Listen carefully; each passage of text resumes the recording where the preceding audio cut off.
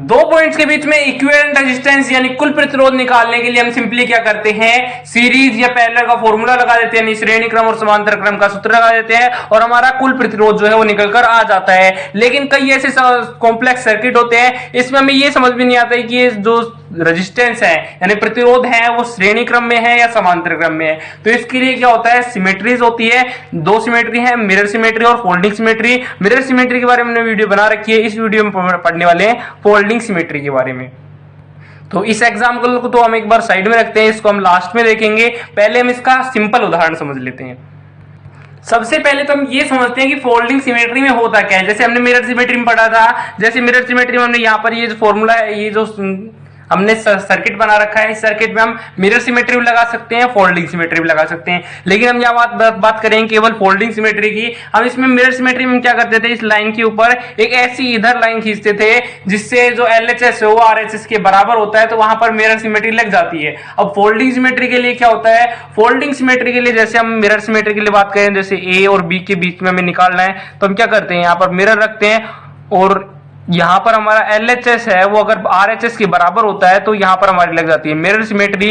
लेकिन जो folding symmetry है उसके लिए क्या होता है, A और B, जैसे A और B यहां पर दे रखा है, इस लाइन के अनुदिश ही लेना होता है, यानी इस लाइन के अबोव लेना होता है। यहाँ पर हम परपेंडिकुलर लेते हैं इससे, लेकिन यहाँ पर इसके अनुदिश ही होता है, इसके समांतर ही होता है। अब यहाँ पर A और B के बीच में इस तरह से लाइन लेंगे कि ऊपर का जो ऊपर वाला पार्ट है वो नीचे वाले पार्ट के बराबर हो, यानी अपर पार्ट है वो लोअर पार्ट के अगर बराबर हो तो हमारी लग जाती है फोल्डिंग सिमेट्री। यानी दो तरह की सिमेट्री है, एक मिरर सिमेट्री, एक फोल्डिंग सिमेट्री। मिरर सिमेट्री में हम क्या करते हैं, A और B के बीच में हम लंब समद्विभाजक ऐसा लाइन लेते हैं जो क्या करती है, जिसका LHS जो है वो RHS के बराबर होता है, तब तो हमारी लग जाती है मिरर सिमेट्री। फोल्डिंग सिमेट्री में क्या होता है, हम A और B के बीच में वो ही लाइन लेंगे, एक ऐसी रेखा लेंगे जो जिससे ऊपर वाला जो पार्ट है वो नीचे वाले पार्ट के बिल्कुल सेम हो, तो वहां पर लगाती है हमारी फोल्डिंग सिमेट्री।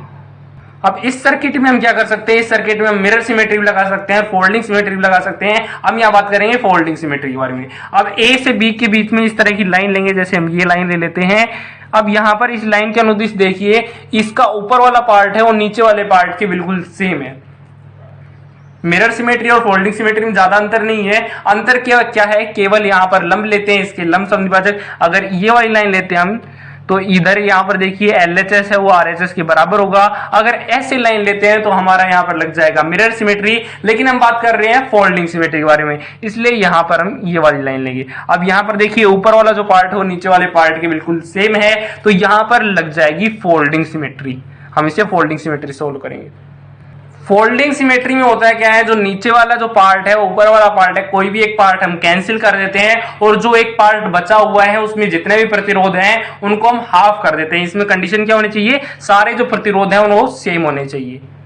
जैसे यहां पर देखिए, अगर हम यहां पर इस पॉइंट को O माने, इस पॉइंट को O माने, इस पॉइंट को A हम मान लेते हैं, इस पॉइंट को B मान लेते हैं, इस पॉइंट को मान लीजिए X मानते हैं, तो यहां पर जो विभव है, जितना विभव होगा उतना ही विभव यहां पर होगा, यानी इस पॉइंट पर जो विभव है वो भी x के बराबर होगा। इसी तरह से ये जो पॉइंट है ये y मान लें तो ये पॉइंट जो है वो y होगा। इस पॉइंट को अगर हम z मान लें तो ये पॉइंट जो है वो z होगा। यहाँ पर x y z हमने क्यों लिए हैं, ये हम विभव पतन के हिसाब से ले रहे हैं कि यहाँ पर देखिए a और इस पॉइंट के बीच में r जो प्रतिरोध है उसमें जितना विभव पतन होगा उतना ही विभव पतन इधर होगा, यानी इसको भी हम x मान ले सकते हैं।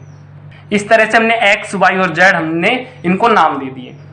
अब यहां पर देखिए हमारा A पॉइंट है और X पॉइंट है, उसके बीच में दो प्रतिरोध हैं। A और X पॉइंट है उसके बीच में दो प्रतिरोध हैं। दो प्रतिरोध कहां पर हैं, एक ये प्रतिरोध है, एक दूसरा प्रतिरोध यहां पर है। तो यहां पर हम R ले लेते हैं प्रतिरोध और दूसरा प्रतिरोध R। अब ये जो है वो किस में होंगे, समांतर क्रम में होंगे और इनका इक्विवेलेंट कितना आ जाएगा, R/2। यही होता है सब में। जैसे हमने A और X के बीच में निकाला है, जैसे A और X के बीच में हम कोई भी पॉइंट ले लेंगे और उनके बीच में कुल प्रतिरोध कितना आएगा, R/2। इसी तरह से सारे प्रतिरोध है उनमें जो प्रतिरोध कुल प्रतिरोध आएगा वो R/2 आएगा। तो इतना ज्यादा हमको ध्यान नहीं देना है। हमको क्या करना है, अगर फोल्डिंग सिमेट्री लग रही है, फोल्डिंग सिमेट्री अगर लग रही है तो जो एक पार्ट है, कोई भी एक पार्ट है, इसको मान लीजिए हम कैंसिल कर देते हैं इस पार्ट को, और ऊपर वाला जो पार्ट है उसमें सभी के 2 लगा देते हैं बटे 2।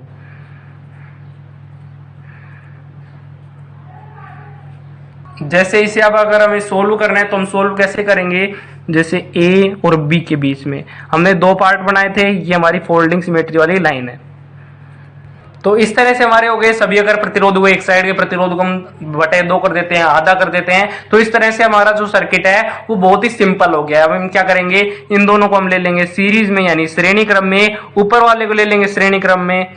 तो देखिए इनको सोल्व करते हैं, ए और बी के बीच में इस तरह हो गया। अगर हम श्रेणी क्रम में इन दोनों को जोड़ देते हैं, अब हमारा क्या होगा, इन दोनों का अगर हम इक्विवेलेंट निकालेंगे तो इन दोनों को हो जाएगा r/2, ए के बीच में ये वाला r/2, फिर इन दोनों का इक्विवेलेंट r/2 और फिर ये वाला r/2। तो इसका आंसर आ जाएगा ए और बी के बीच में जो कुल प्रतिरोध है वो कितना आ जाएगा, 3r/2। तो इस तरह से हम लगाते हैं किसी भी कॉम्प्लेक्स सर्किट में फोल्डिंग सिमेट्री। अब फोल्डिंग सिमेट्री का एक और उदाहरण देखते हैं।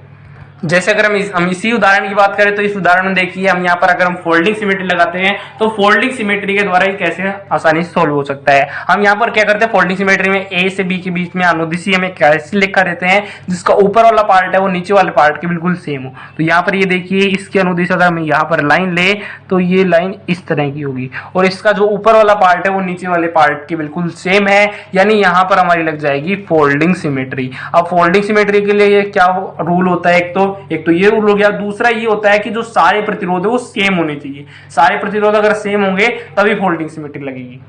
अब यहां पर मान लीजिए सभी का प्रतिरोध है वो स्मॉल r है, या कैपिटल R ले सकते हैं, स्मॉल r ले लेते हैं, सभी का प्रतिरोध स्मॉल r है। तो यहां पर हमारी फोल्डिंग सिमेट्री लग जाएगी। फोल्डिंग सिमेट्री में क्या होता है, हम कोई भी एक पार्ट है वो खत्म कर देते हैं और जितना प्रतिरोध ऊपर है उन सभी का आधा कर देते हैं। जैसे ये नीचे वाला प्रतिरोध है, नीचे वाला है, इसको हम कैंसिल कर देते हैं और ऊपर वाले जितने भी प्रतिरोध है उनका सभी का हाफ कर देते हैं। हाफ क्योंकि ये समझ में आ गया, क्योंकि यहाँ पर विभव व्युत्पन्न के हिसाब से ये जो पॉइंट्स है वो सेम होंगे। यहाँ पर r/2 r/2 r/2 सभी का जो प्रतिरोध है वो हमने आधा कर दिया है। अब ये जो सर्किट है वो बहुत सिंपल हो गया है। अब हम क्या करेंगे, ये तो सीधा सा है। अब हम यहाँ पर इन दोनों को श्रेणी क्रम में लेंगे, इन दोनों को श्रेणी क्रम में लेंगे, इन दोनों को श्रेणी, मैं यहाँ पर दूसरे पेन से दिखा देता हूँ किन किन को। ये यहाँ पर हम इन दोनों को श्रेणी क्रम में लेंगे, ये श्रेणी क्रम में हो जाएंगे। इसी तरह से ये भी श्रेणी क्रम में हो जाएंगे, ये दोनों श्रेणी क्रम में हो जाएंगे, नीचे वाले ये दो हैं वो भी श्रेणी क्रम में हो जाएंगे। आप देख सकते हैं ये श्रेणी क्रम है।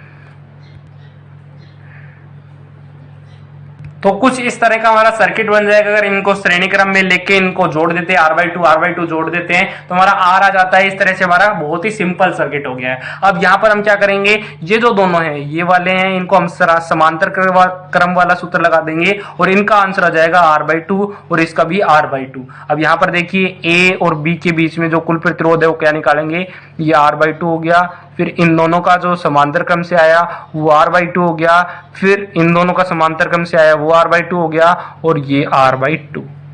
अब ये सभी श्रेणी क्रम में हैं तो श्रेणी क्रम में क्या होता है, इन सभी को जोड़ देते हैं। a और b के बीच में जो कुल प्रतिरोध है वो कितना आ गया, 4r/2, यानी इसका आंसर आ गया 2r। तो इस तरह से अगर कोई भी कॉम्प्लेक्स सर्किट होता है उसमें हम फोल्डिंग सिमेट्री लगाते हैं। फोल्डिंग सिमेट्री के रूल क्या होते हैं, सभी जो प्रतिरोध है वो सेम होने चाहिए, प्रतिरोध सेम होने चाहिए और ऐसी रेखा लेते हैं और जिसके ऊपर वाला जो पार्ट है वो नीचे वाले पार्ट के बराबर है तो वहां पर लगा देते हैं फोल्डिंग सिमेट्री। फोल्डिंग सिमेट्री में क्या होता है, नीचे वाला कोई भी एक पार्ट है, ऊपर वाला पार्ट है, उसको कैंसिल कर देते हैं और जितना भी एक पार्ट में जितने प्रतिरोध हैं उन सभी का आधा कर देते हो, तो वो बहुत सिंपल सर्किट हो जाता है और उसे आसानी से सोल्व कर देते हैं। तो ये थी हमारी फोल्डिंग सिमेट्री। आशा करता हूँ आपको अच्छे से समझ में आ गई होगी और अगर आपको ये वीडियो पसंद आई